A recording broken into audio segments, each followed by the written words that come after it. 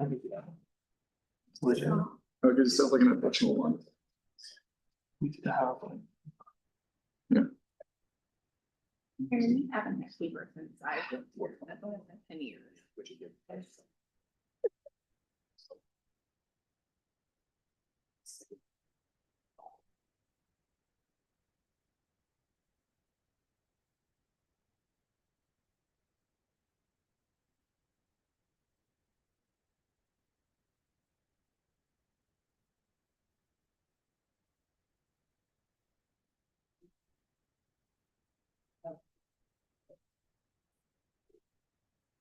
I'm all good on my settings, so whenever it turns over, you can put it. So you're ready? As soon as it turns to 5:30, yeah. We got 30 seconds.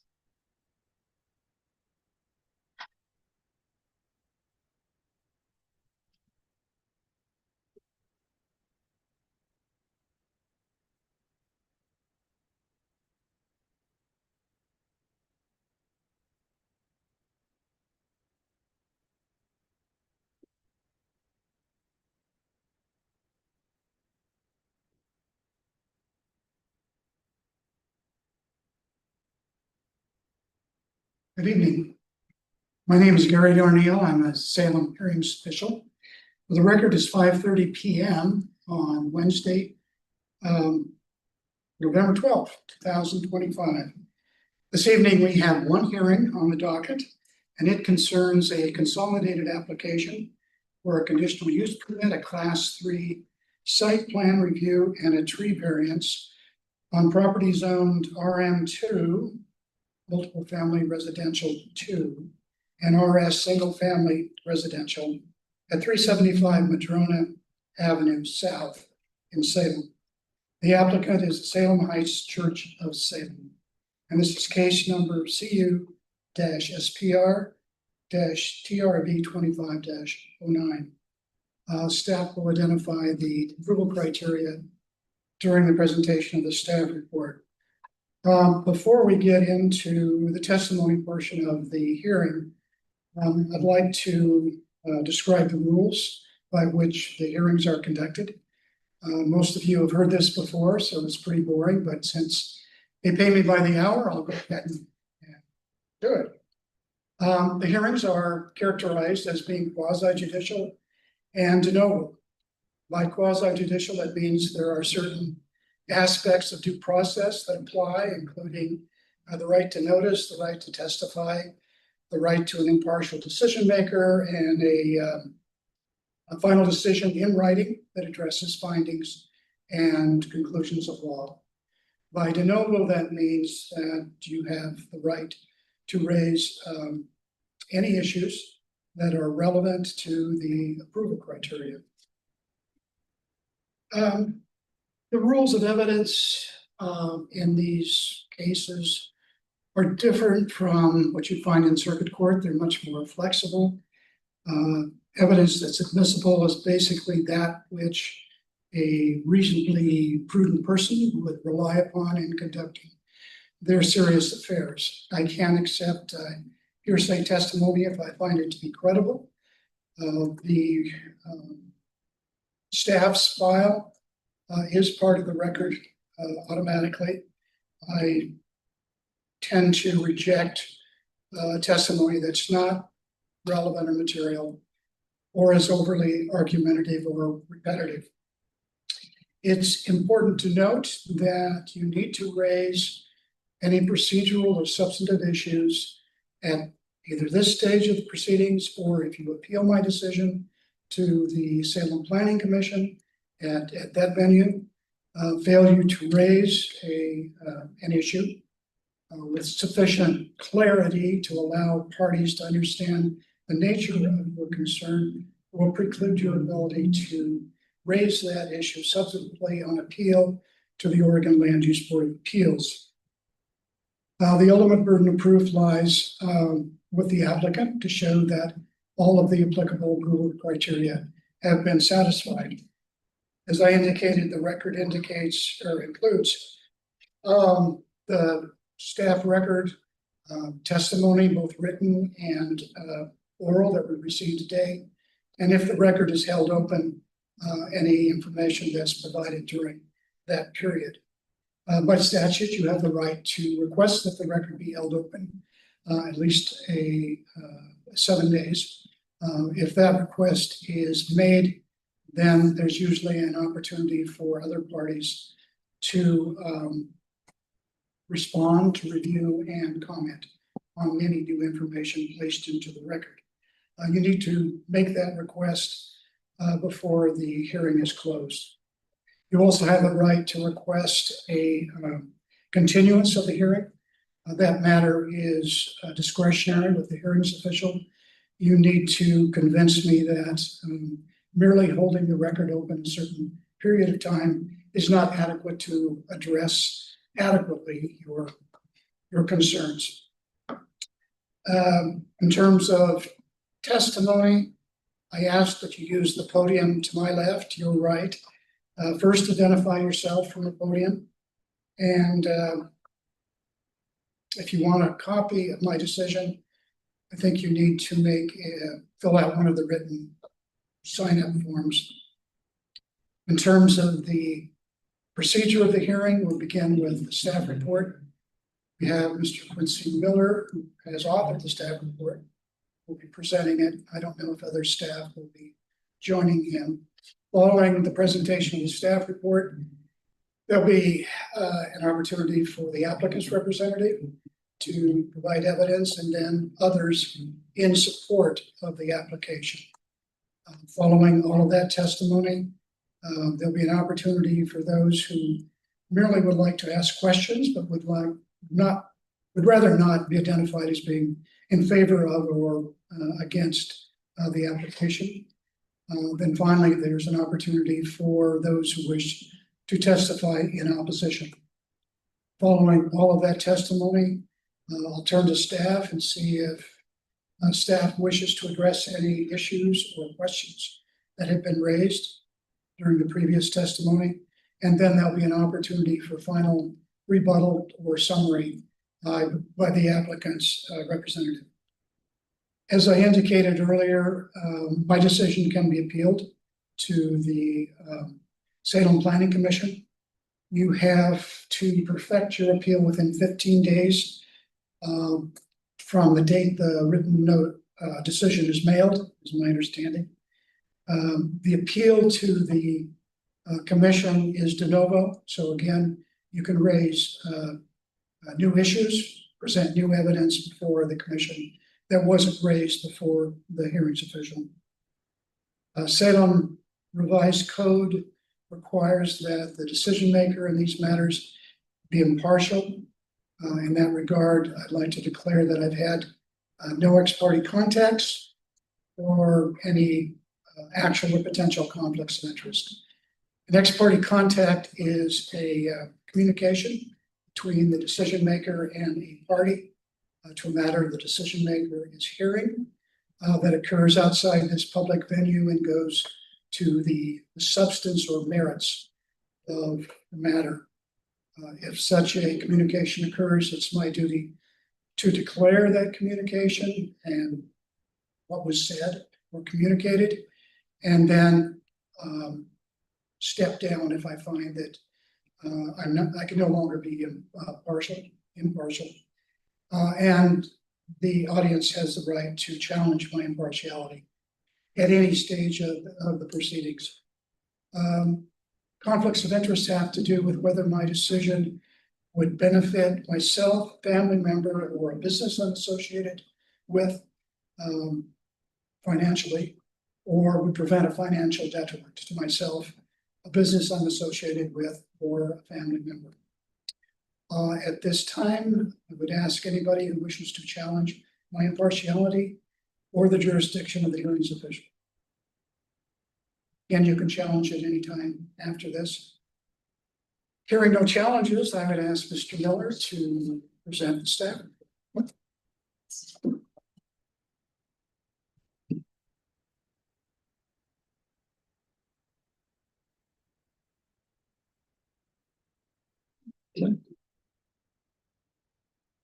Thank you. Alrighty, good evening, everyone. I'm Quincy Miller with the City of Salem, Planner One, and I'm here to present on case number CU SPR TRV 2509, the conditional use permit, site plan review, and tree variance for 375 Madrona Avenue South. To get things started, I would request this presentation and staff report be entered into the record. So accepted. So the request in this case, the conditional use permit is to deviate from the special use standards in SRC 700.055. So the conditional use permit is required when deviating from certain types of special use standards. And so in this case, while the use is permitted in the zone, the conditional use permit is required due to this deviation from the special use standards. The Class 3 site plan review component is for the new ministry building itself, approximately 4,500 square feet in the northwestern part of the property, along with some site improvements and reconfiguration of the existing off-street parking area. And there's also a tree variance for the removal of a significant tree in conjunction with the proposed development. As per the tree code, it is required when it doesn't meet the criteria for a tree removal permit. So here's just a brief overview of the vicinity of the property itself. The green star kind of shows its location next to the Salem Heights Elementary School and its location in Salem in general. And looking at the zoning of it, so you can see that the property's it's mostly zoned for RM2. However, there's a small section over here in the northwestern part of the property that is zoned RS. And so technically the property is split zoned between the residential single family zone and the multiple family residential 2 zone. So the proposed development itself is the 4,500 square foot ministry building. Represented here, this is the entire site for the Salem Heights Church. So here in the northwest corner, here's the new building. This kind of large green dot is representative of the location of the significant tree that is being removed as part of the proposed development. It's, right about in the corner of the new building. And the reconfigured off-street parking area is this section here. Currently, you can see some of the shadow medians and spaces there. And so the reconfiguration is not adding any additional parking spaces. It is just reconfiguring it to align with the new building. So as part of the conditional use approval criteria, so the use, as I mentioned, it is a permitted use in the zone. The conditional use permit's required due to the deviation of the special use standards. In case of impacts to the adjacent properties, we did propose 2 conditions to try to limit any potential adverse impacts to it. So in the case of the driveway access on the northern part of the property, we propose that the condition as part of the shared access agreement remains in place, that it's limited to official vehicles only, which is fire department vehicles, school district vehicles, and the like. And it is not a publicly accessible driveway access point. And the other condition proposed is for additional landscaping related to the proposed building where it's not meeting the minimum 12-foot setback. So in this case, we're proposing additional landscaping such as arborvitae or laurels to help provide some additional site obscuring between the 2 properties where it's not meeting that setback. So it's approximately 142 square feet of area where the new building's not meeting that minimum setback. It's about what, 9.5 feet? The proposed building's about 9 feet away and the standard's 12. And for being reasonably compatible with the surrounding uses, the use is established and is not changing as part of it. The religious assembly use is permitted in the zone when adhering to the special use standards. And with the recommended conditions of approval, we don't see any adverse impacts to the compatibility of the surrounding area. So here's a more zoomed in location of the site plan. You can see the reconfigure parking area here. And this is the new building itself, along with a sort of pedestrian plaza between this existing building here. And as I kind of mentioned before, the significant tree proposed for removal is approximately right here. The other trees are proposed to remain in place, the other significant trees, unless otherwise noted. So as part of the recommended conditions of approval to help mitigate any potential impacts, As mentioned, the Winona Avenue South driveway restrictions, so that's keeping in place the shared access agreement, restricting access to that northern easement to official vehicles only. We also mentioned conditions related to the landscaping and the joint parking agreement, which also allows access between the two properties. We also have conditions for the pedestrian connections to ensure that connections are provided to each adjacent street, and any new connections are going to be meeting our required standards. And we also have some conditions related to the required utilities, as there are some modifications to the existing sewer and stormwater easements. We also have some conditions related to the tree protection standards, as the variance is for the removal of one tree, though there are some significant trees adjacent to the proposed development. And so to ensure any additional impacts are lessened as much as we can, we have conditions related to that as well. Regarding testimony, there were no comments from public agencies, the public themselves, or neighborhood associations, so there's no testimony to refer to in this case. And with that, the staff's recommendation is to approve the consolidated application for the conditional use permit, Class 3 site plan review, and tree regulation variance with the recommended conditions of approval in the staff report. The neighborhood association is the Fayrite, or rather the Southwest Association. Yes. Staff report has two different. Oh.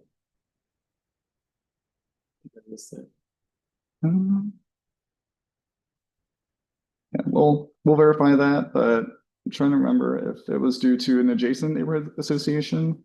Because sometimes if they are adjacent to the streets, then we'll include both of them. But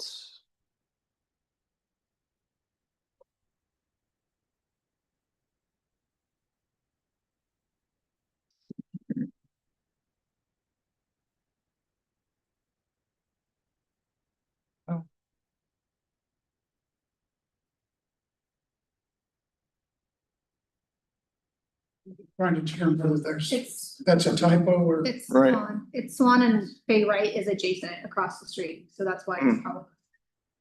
It's an adjacent neighborhood. yeah, and yes, and I believe part of this too was the joint parking agreement. It covers the subject property, in this case, the Salem Heights Church, and the adjacent school. So the property lies within the Fayrite neighborhood. South Swan, Excuse me?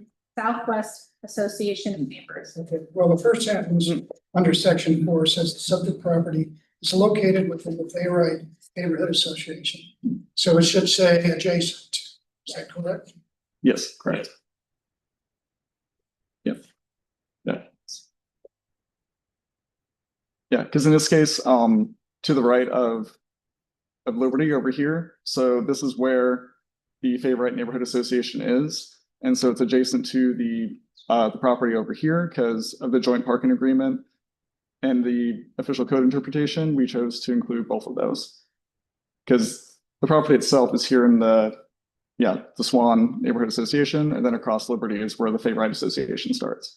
So do adjacent neighborhood associations get notice? Yes. Yep. And you received no comments from either? Cool.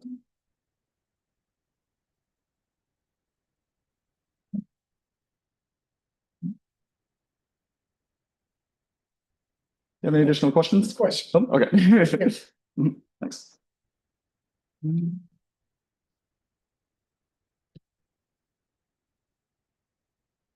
Good. At this time, there's an opportunity for the representative of the applicant to tell the truth. Whole truth, nothing but the truth.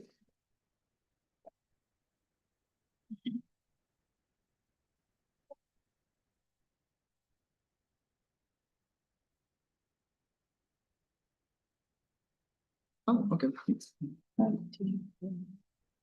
I'll do it. Zach. Okay. Okay, I also have that, and I have a copy of the easement and shared use agreement. I got. Oh, okay. Thanks. No, this is first. So I just like toggle here Or semester. or mouse. So Okay. change to your conditions. So. Okay, good evening. My name is Brittany Randall. I'm the owner and principal planner of Brand Land Use. I'm here on behalf of the applicant tonight. Since we're pointing out flaws, I have a phantom adjustment that I keep talking about because we don't adjust out of special use standards. We have a conditional use permit. So please completely ignore the fact that I said adjustment several times in my presentation. That is incorrect. Okay, ignore what you said. What's that? I'll just quickly introduce our team. The applicant property owner is Salem Heights Church. Architectural services are provided by Facet Architects, led by Mike Young. Civil engineering was provided by West Tech, led by Josh Wells, and yours truly provided land use consulting. So here is our site overview. Quincy did a great job. I'm not gonna drone on and on, I promise. But I did just want to highlight something. So we're located at 375 Madrona Avenue. Our site is adjacent to Salem Heights Elementary School, which is located to the east. You can see that Quincy had mentioned in his testimony that they notified Fay Wright, which is across the street to the east. And that makes sense because these two sites are really integrated like one development site, which is really important when we start to think about the circulation of vehicles and pedestrians. The little pink box at the top northwest corner is the area of approximate disturbance for our project. And so I just wanted to make sure that I was pointing out the scale of our project as it relates to the rest of the site.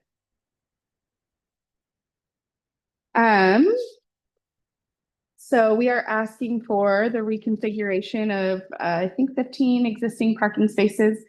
Our site is technically overparked for the current no parking minimums and parking maximums. However, Quincy and I have been working together on this project and we reduced the parking spaces by one, bringing it more into conformance with the requirements. And then also just in discussion with Quincy, sort of understanding that this site really has a big draw every week on Sundays. And so the parking really is imperative in order to minimize impacting the neighborhood too much, in order to kind of keep all of the parking on site, which is why we have the shared use agreement with the school as well, in order to keep our impacts to just the site and the adjacent site when the school is not in session.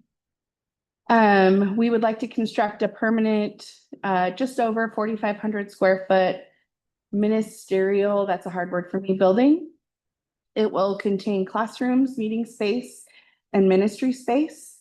It does not increase the capacity of the sanctuary, which will remain at 630 seats. That was permitted under other previous land use actions. Our plans show that we are removing 6 trees, but I'll explain that in my next slides. We are technically removing 4 trees. One of those includes a 28-inch Oregon white oak. And then we're making some minor landscaping and site circulation adjustments to accommodate the new building and the layout. So in this slide, I tied my brain in a knot to try to sort of figure out what are we impacting, what are we changing? So in order to try and help everybody orient themselves, although nobody probably had as hard a time as I did, these 2 pink islands are the same place. So this will all be reconfigured. The new building will actually be over this area of the existing site. You can see here the significant tree that Quincy had highlighted really nicely in his presentation. And then this is what we're proposing to reconfigure it to. So we've got some ADA parking here. And then this island will go away, that tree will go away, and all of this will be reconfigured in this manner as proposed.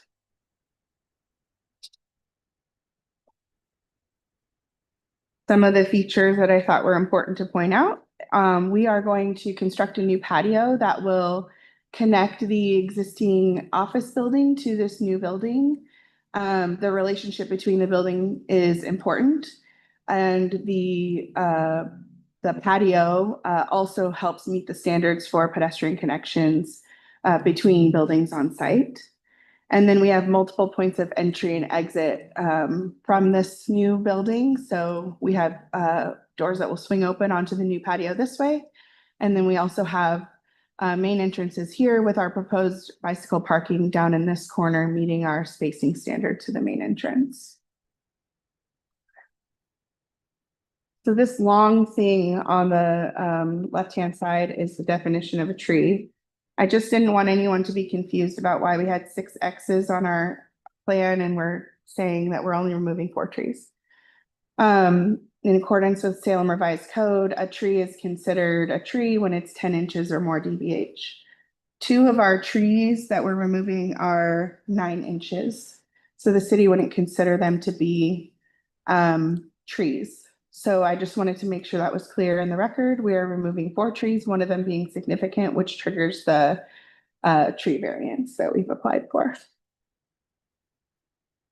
Again, here's my phantom adjustment. Please ignore. We have Mr. Hearing's officer, we've presented to you many times in the past. And we know how thorough you are in reviewing the materials ahead of time. So I didn't belabor how we meet the condition or how we meet the approval criteria. Quincy, I think, did a great job in his staff report as well. And then we've got our full narrative addressing all the criteria in great detail in the record. But I do want to reiterate that we do meet the criteria for approval. And then I wanted to kind of spend some time on tweaking or talking about potentially tweaking the conditions of approval. So one of the documents that I put before you was a Word document with track changes on it.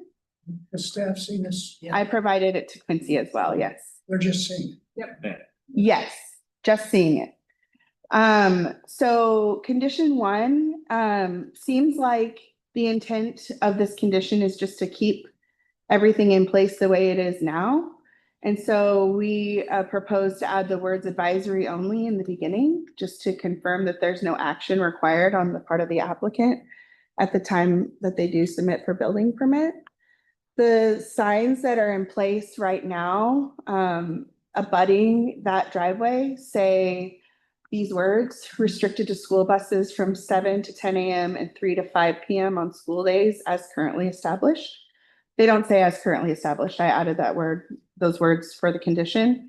And then they have a locking gate for other times. So we were hoping the condition would reflect what exists out there now. Happy to discuss this. It doesn't need to just. why bother removing the reference to the fire department vehicles? I'm sorry. Why remove the reference to? I'm hoping to avoid having to re-sign the driveway. I think it works efficiently now. The intent of this new building isn't to increase capacity of the folks that they serve. The sanctuary seating is remaining the same. This is just to better serve their staff on site. So I think it functions appropriately now, and I'm hoping to not have to change it. I can move on unless you have more questions about that. Okay. Condition 2, the applicant proposes modifying condition 2 as follows. Where the proposed building is not meeting the 12-foot setback along the interior side property line, the applicant shall plant the displaced 7 plant units displaced by the 142 square feet, shall plant those units rather than just saying arbitrarily planting site obscuring landscaping. So in this diagram down here, I calculated how many square feet of landscaping we are displacing by encroaching into our setback, which is required to be 12 feet, but we're proposing 9 foot 8 inches.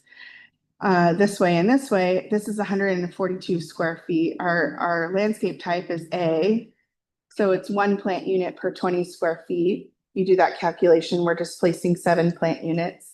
And so we're hoping the condition can be more reflective of what our impact actually is.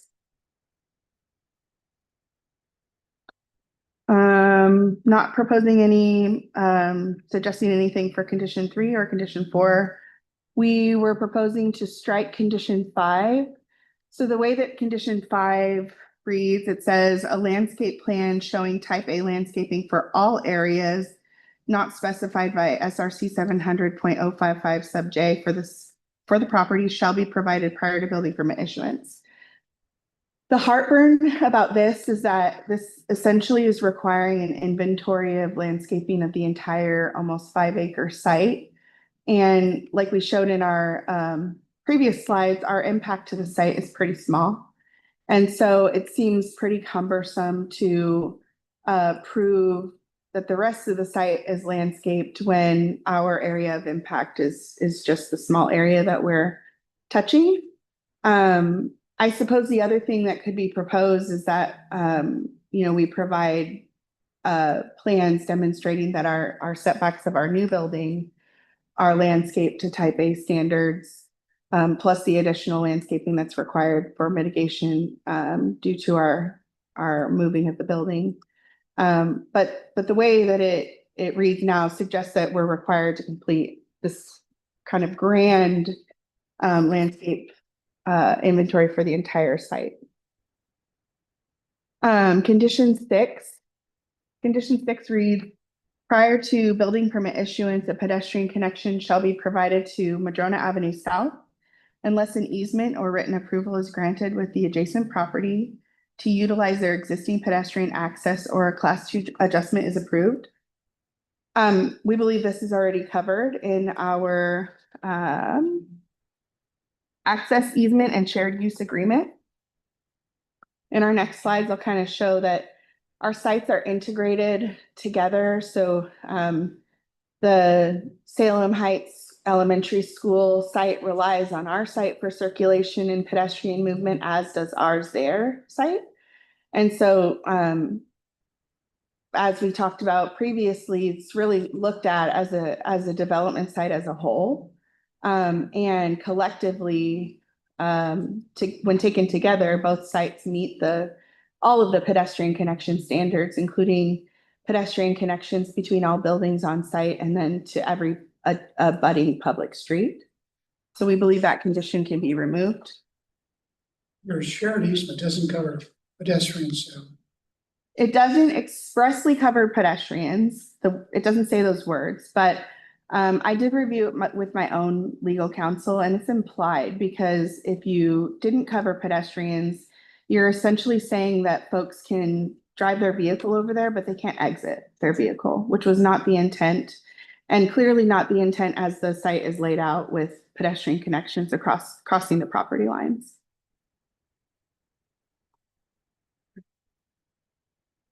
And then here you can see on the south side of the site, again, we have vehicular and pedestrian connections, completing the full circulation and development site.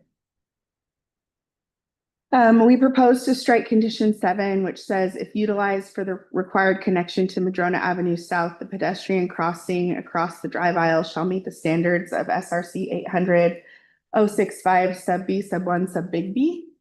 And I might have to go back for a better view. That would be this connection here. So currently it's striping, but there is a speed bump right here. And so for this to meet the pedestrian connection to Madrona, some other sort of pedestrian protection will be required here. But it's our position that we have a fully compliant pedestrian connection here through our shared use and access agreements with the elementary school down to Madrona. So we don't think this condition is necessary either. For condition 8, we are proposing a minor modification. At the time of building permit review, the location of all proposed lighting shall be provided demonstrating the adequate illumination of the new pedestrian connections. So the intent of this modification was to only provide a photometric illumination plan of our new development rather than doing a study for the whole site. And then modification to condition 9, prior to final occupancy, a minimum of 2 new trees shall be planted within the required setbacks with a minimum caliper of 1.5 inches and of the shade or evergreen variety.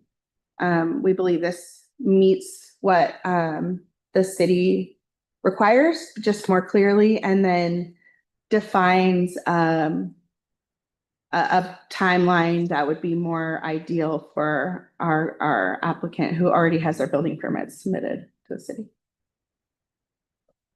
And then we jump all the way down from 9 to 14. So the way that this condition was written was that an arborist needed to confirm that not more than 30% of the critical root protection zone would be impacted. And I think that what that condition meant to say was that we needed to document that the disturbance will not compromise the long-term health and stability of the trees, and that will follow all recommendations included in the arborist report to minimize any impacts to the trees. So this language is pulled, the language that I have proposed pulled directly from the code. And we had submitted this document that demonstrates our impact to the critical root protection zone is less than 30% for all remaining significant trees. So we agree that an arborist report is required. That's what's written in the code. We just thought that this was more clear about what the intent of the arborist report would be, not to demonstrate that we're impacting less than 30%, but actually demonstrate that we won't compromise the long-term health of the tree. Trees, 3 of them. And that's all I have. I can answer any questions. No, I think it's pretty good. And the staff have a copy of your presentation? They have a copy of a presentation with a typo. I can submit I have a copy of this one. this one. You have a copy? Yeah. Oh, because it's on your machine. They have a copy. Thank you. Thank you. Are there others who wish to testify in support of the application?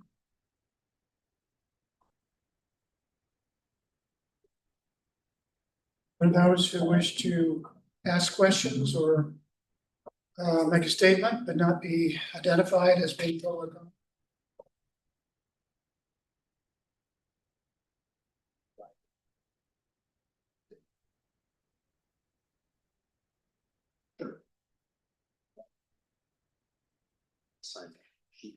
You can just come to the center.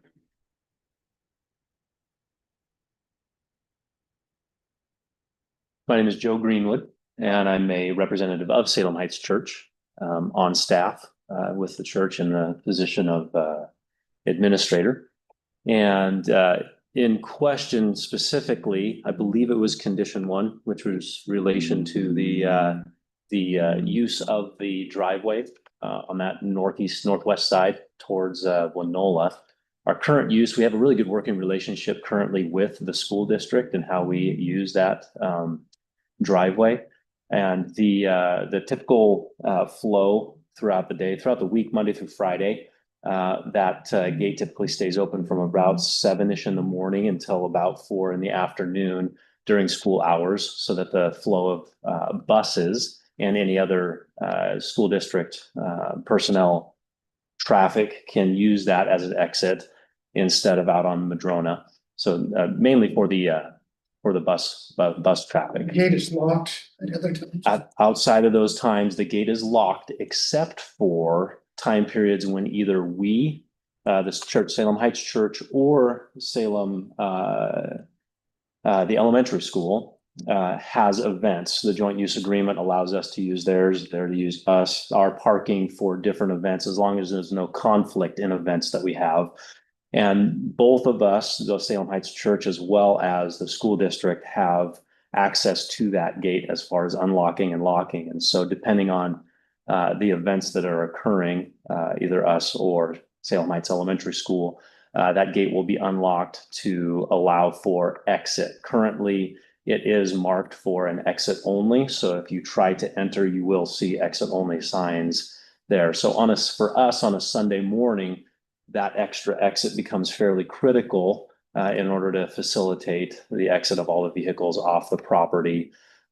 Considering that right out onto Madrona, you hit that four-way with Madrona and Liberty, and it can get backed up significantly.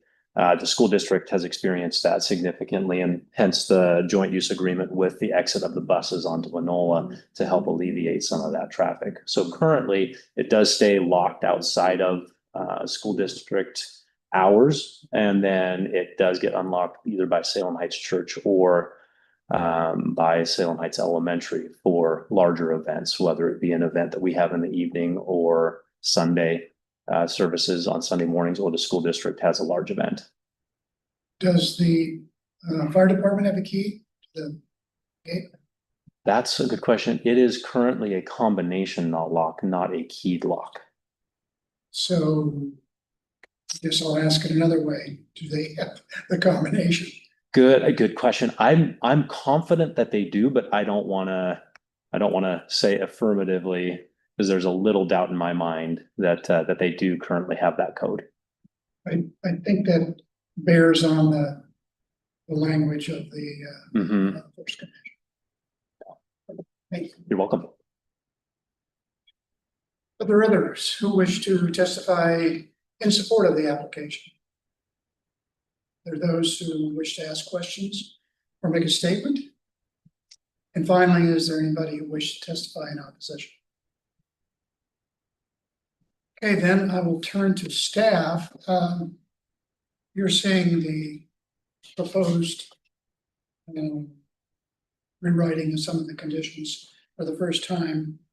Are you comfortable in responding tonight, or would you like some time to think about a response and maybe work out mutually acceptable language with the applicant's representative? Yeah, I think it'd be best if we could take some time just to clarify if there are any other, because we're wondering for at least condition one, if there was, part of the condition of approval related to a previous land use case on the Salem Heights Elementary School property. And so we just want to verify that there wouldn't be any other conditions from previous or associated land use cases that could potentially impact the rewriting of these conditions. I don't think there's one, but I think we can respond to, we can have a discussion with you about what we think we can be acceptable to and what we're not. If we can come to get close, we can try. Otherwise, we could go back and write a supplemental report if we need to provide additional findings on our position. And we can start with number one. The language comes out of the agreement, the parking agreement. It's also was part of the review for the Salem Heights School. And there wasn't a condition related to that because that's not a conditional use permit. But if my memory serves me right, there was concern from the neighbors in that neighborhood about that driveway and that they wanted it to be limited and as such to just in and out when we were discussing it with the school district. And so we believe that the condition as written, which is consistent with what the agreement should remain. Yes. Is it consistent with what Mr. Greenwood said? In terms of the actual use of that? So the language of the agreement, which is on page 2 under section 2.1. So it says it is the intent of the parties that the access easement shall be used only by school buses and other official district vehicles, but is not intended to be used by the general public. So that's the language from there. And so the additional language that was added related to other official vehicles, which is also related to fire department vehicles, since typically there's fire department access standards.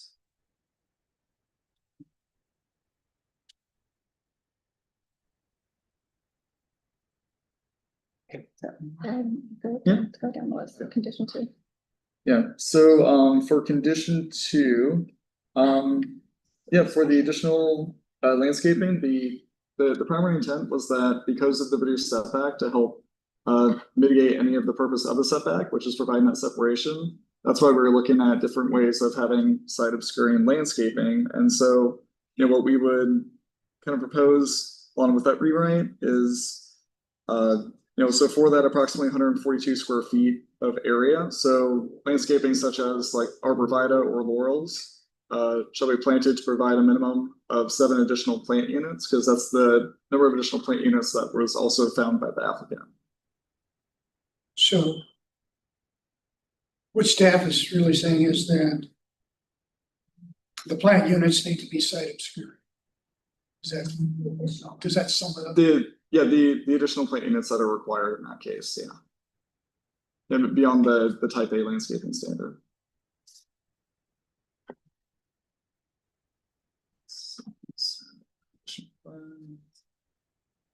So for condition 5, so the landscaping plan, it's mostly due because, let's see, so the standard states that per SRC 700.005J, so it's all lot area that is not basically otherwise developed shall be landscaped. And so since we're looking at it for the conditional use permit for the property itself, then that's what we're looking at, showing that all the areas that are not developed have some landscaping on them. And so it was mostly just about trying to meet that standard.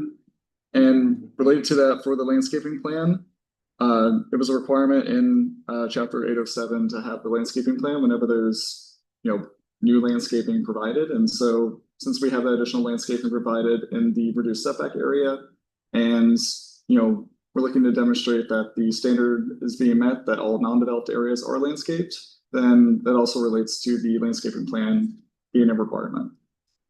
Isn't the applicant saying that that requirement only applies to the area that's being re-landscaped, landscaped for the first time? I do think that that's what the applicant is implying, but the special use standards are applicable to the site, have always been applicable to the site, and the standard says everything that's not a parking lot, a ball field, has to be landscaped to that type A standard. And so for us to go through the special use standards to say that this permit meets all standards, a condition was required to show that. So at building permit, they would need to show that they meet that type A standard. It's a standard they didn't request deviation from through the conditional use permit process. So there was no evidence to show that they met that standard in the special use standards.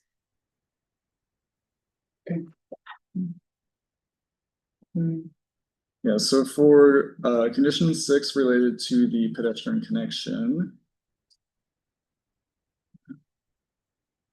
Yeah, so in this case, the applicant provided the shared access agreement for the easement on the northern side of the property, and it also guarantees access to each property owner, for access to each other's paved vehicle use areas. But the part that we think is unclear is that the agreement guarantees access to all pedestrians on each property within the vehicle use areas into the public right of way, because the pedestrian connection standard that was not shown to be met, at least without the access agreement guaranteeing the access to all pedestrians, is the pedestrian connection to Madrona Avenue South.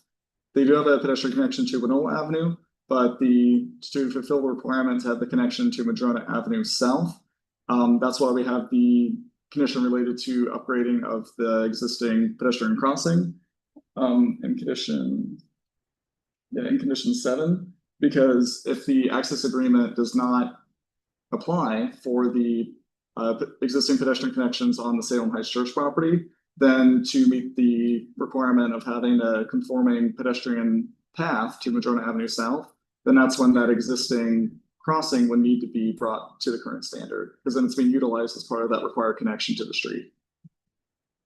So you're not buying the applicant's argument that the shared easement covers pedestrian access?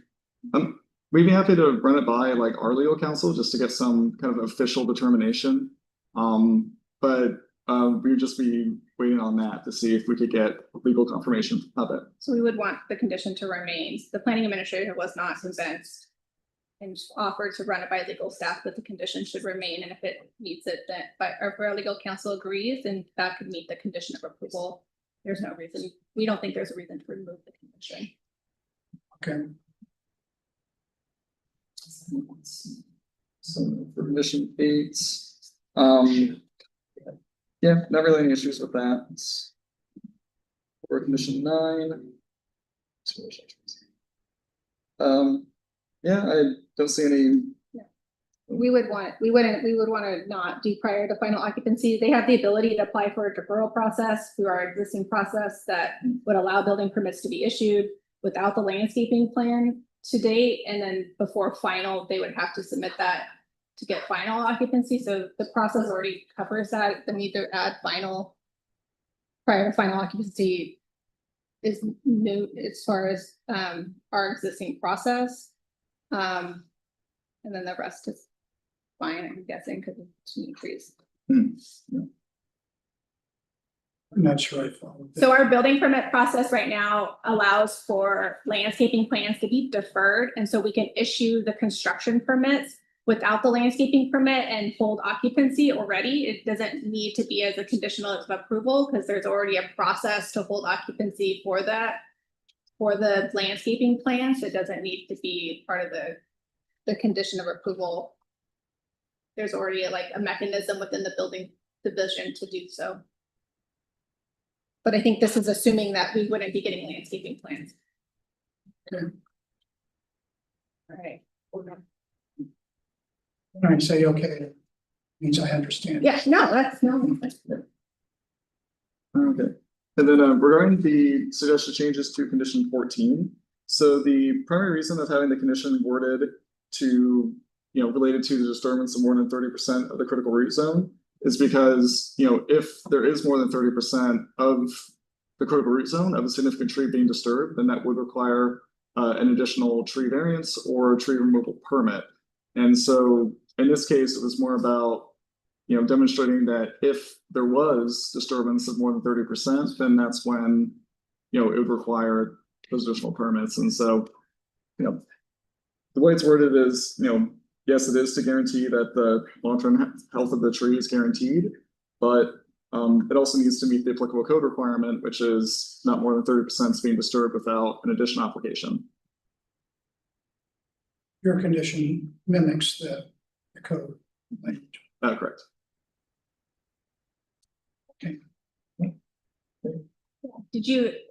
Was that satisfactory enough, or did you need additional findings provided in the supplemental report to support any of that?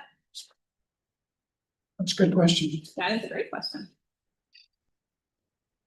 Let's hear from the applicant's representative first, before we travel down that path. Sure.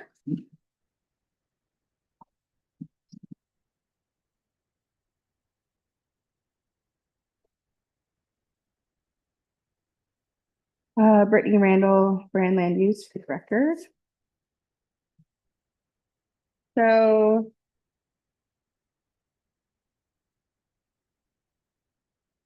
I see the language that the city is relying on for condition 1. And it sounds like you're wanting to confirm if there are other conditions that need to be carried forward from previous land use sections. That was, Well, I mean, because, from our recollection, there might have been a condition specifically stating like, on the This- school. on the school for like the, type of guaranteed access for vehicles or something like that. And so, I just wanted to confirm that we wouldn't be going against any other previous conditions of approval related to that. So, because if there's specific language in a previous condition, then we want to be sure we're not like overriding that. Which is why we mimicked the agreement, because the agreement came from that process. Sure, okay, I would say that perhaps we don't strike the fire department vehicles and other official vehicles. And maybe we just add the the bus language, because that's what's on the signage out there, which has been accepted by the city. And then it can remain advisory perhaps because we're not changing the existing condition. This agreement is in place and the function of the driveway is in place. This proposal doesn't modify it at all. It's staff would like it to be a condition of approval. If someone violates it, we have something to cite on violation of a land use application. I don't There's more dispute to it than that. just, and then we're not, and there's no signage required as part of it, and there was never signage.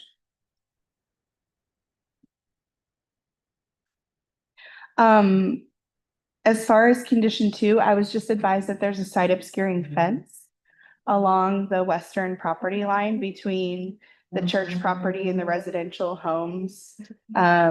So again, I don't think it's necessary that we add additional site obscuring plantings. I do think it's necessary for us to mitigate the plant units that we would be displacing by reducing our setback from what is required in the code. So you object that the plants be identified as site obscuring? I don't think it needs to be restricted that way. I think that we need to let So then you're saying they can plant plants that aren't site obscuring? sure, right. And it just needs to meet the we have a table in the code that correlates plant units to plant types, so shrubs or something that would be appropriate, because what we also have to put in that setback are two new trees. And so I'm just trying to be mindful that everything fit and not overcrowd or die off because, for some reason. So I think the fence meets what the city is intending, which is to protect the single family uses on the other side of the fence. I don't get that impression. Oh, I think staff's trying to help because there's already required replantings of trees. If we just said 7 plant units, 40% of those plant units would have to be trees. We're trying to encourage more of a buffer between the property line, not just site obscuring, but noise and other things that would mitigate to the neighborhood. And not have to shove more trees into that small area that are already being conditioned. So is that a proposed change in the language? Quincy read what we would propose, the proposed language change, that the 7 plant units be site obscuring, which would be bushes, but the trees there's already trees required on 9. And so the code requires 40% of all plant units to be trees. And so we're trying to alleviate that additional tree, if that makes sense. It would push an extra tree if it was just 7 plant units. Okay. I understand. The landscape plan, let's see. So in this land use process, we have discretion, and I think all of us can reasonably assume that all of the other areas that are not developed are landscaped. We've demonstrated that on our aerial imagery. We've demonstrated that on our site plan that we submitted. What we haven't done is gone out and identified each and every plant unit on site. And so I think we can revise this condition. Perhaps striking it was too aggressive, but perhaps it could be revised to relate only to the setbacks of the newly proposed building. I think we could land somewhere reasonable that doesn't require the applicant to do an entire plant survey of their full almost 5-acre site.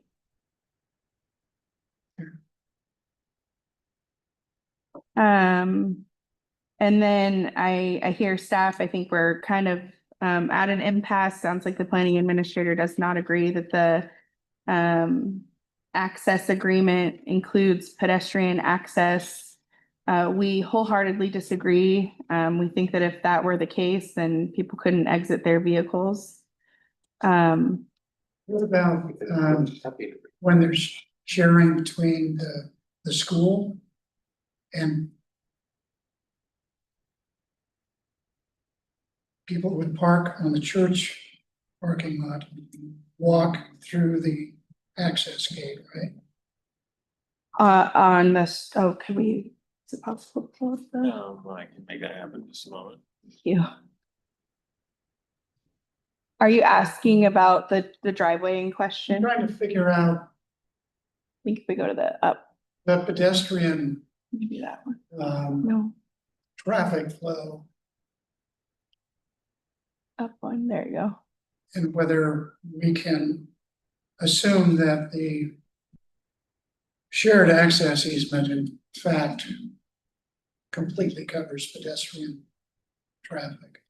So could you ask me your question again? I doubt if I can repeat it. I was just wondering, when there's a sharing going on, how much pedestrian crossover is there?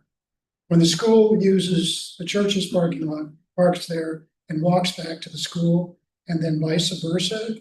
That seems like quite a bit of pedestrian activity. Yeah, I mean, I think that we could ask our Salem Heights official to come back and talk to you about how it happens in real life, but I would venture to guess that kiddos are utilizing the pedestrian connections more than the church. And I would assume that the church folks are generally parking as near to the church facility as they can. And really the purpose of us being so adamant that pedestrian connectivity is included is merely to meet the city's requirements, which is to connect pedestrians between buildings in the fashion shown where it crosses the property line continuously. There's no break in the pedestrian connection, so these were clearly meant to be developed as a campus. We believe that the shared access agreement applies to not just mutually parking, but also the movement of pedestrians once they've parked their vehicles. I will say that in our findings, we did say that the connections between buildings on the site was being met by the proposed development. The main thing is the connection to Madrona Avenue South. So if we can get confirmation, from our legal counsel, from another official source, then if we can guarantee that the pedestrian paths, all of them on the adjacent property, can be utilized to provide that connection to Madrona Avenue South, then we wouldn't require the upgrades to the existing connection on the property, and then they'll be meeting the requirement for the connection to the street. It sounds like we'll leave the record open a period of time. For that purpose. Are there any other conditions you wanted to discuss? No, let's talk about keeping the record. There may be some opportunity for compromise on some of these conditions. The rewriting of some of these conditions. I want to allow the parties to have that opportunity. I don't know how much time you're going to need to do that. Sometimes getting an opinion from legal counsel can take That is my concern, a long is time. how long it'll take our legal counsel to review that document. And so I don't know that I have an answer for that. Well, we can set a time and allow it to be extended if necessary. What's a reasonable period of time, I think? I think we could try to shoot for, or are you just leaving the written record open? We could try to shoot for 15 days to get a response from legal counsel. Hopefully they're not gonna hate me after this. It can't be 15 because that's a holiday. 16 days? That's also a holiday. 17 days, That's a weekend. 19. Yeah, 20 days, 20 days so that we can make it past Thanksgiving, I guess. yeah. It's fine with me. That's written. Yeah, I mean, You're gonna leave it. yeah, And it feels like if our legal counsel felt like it was met, it would just meet the condition of approval. But we're happy to take it back if we want to leave the record open to get that legal opinion. We're happy to do that. okay, well, I'd also like to, Like, during whatever period of time we agree on, to allow the two parties to maybe do some compromise on the language. I'm not requiring it, but give you the opportunity. There may be some options to bring you closer together. Is that acceptable to both parties? we're amendable to any of it. I know they have building permits in and I'm not sure what their time. We're open to, yes, Okay. yes, thank you. So we're looking at 20 days. Mhm. And that can be extended on request from the city for more time Okay. for legal review.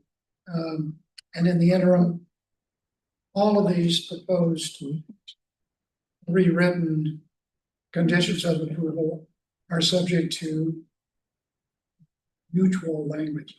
And if you don't come to agreement, that's fine.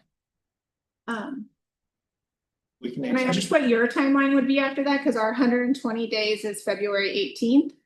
And I think it My has, timelines are a week. no, it has to go on council's agenda. I'm trying to do math in my head. So how much the planning committee gonna take? Yeah, and how long that would take in a holiday month in December. That could be tight. Amy sent an email with the deadlines today. I'll look at it. Whatever, yeah, I know she sent that email. So you would add 15 days to my decision. We can grant a 30-day extension to the 120 days to alleviate that issue. You have that in writing? Yes, I will provide it in writing to you, Quincy. I was also thinking keeping it open for 21 days might make more sense just for our calendar purposes. It's fine. I like the evenness on the calendar. Okay, That's just 777, you know. okay, that takes us to 3rd of December. Yes.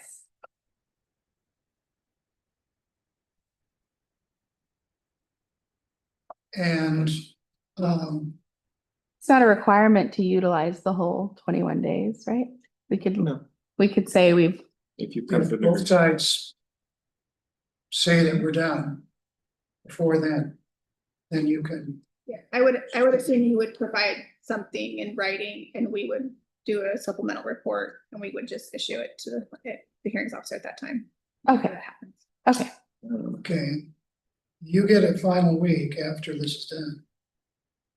Right. Unless she decides to waive. you could waive it if you want. Waive it. Can I see your draft? You would submit something with conditions of approval after we discuss it. And whatever we agree upon, I think we would then take and issue a supplemental report with that. So I think you would you should be in agreement with whatever. If not, we, Tried our best. yes. Okay. Yeah, Okay. and either side, if you don't agree, you can submit your own findings as to why your position is this. So, Okay. okay, are we all in agreement? I have some logistical questions for the record. Pardon? I have logistical questions for the record. This 21-day period is open just for the applicant and the city to come to an agreement / figure out whatever. We are not opening it to the general public to submit new testimony. That's correct, because the general public has not participated at this. That's what I thought. I just wanted to confirm for the record. Thank heavens. Okay. There's no further business for the hearing sufficient. Thank you for your time. And I look forward to complete compromise by all parties. Yeah. Yeah. Thank you.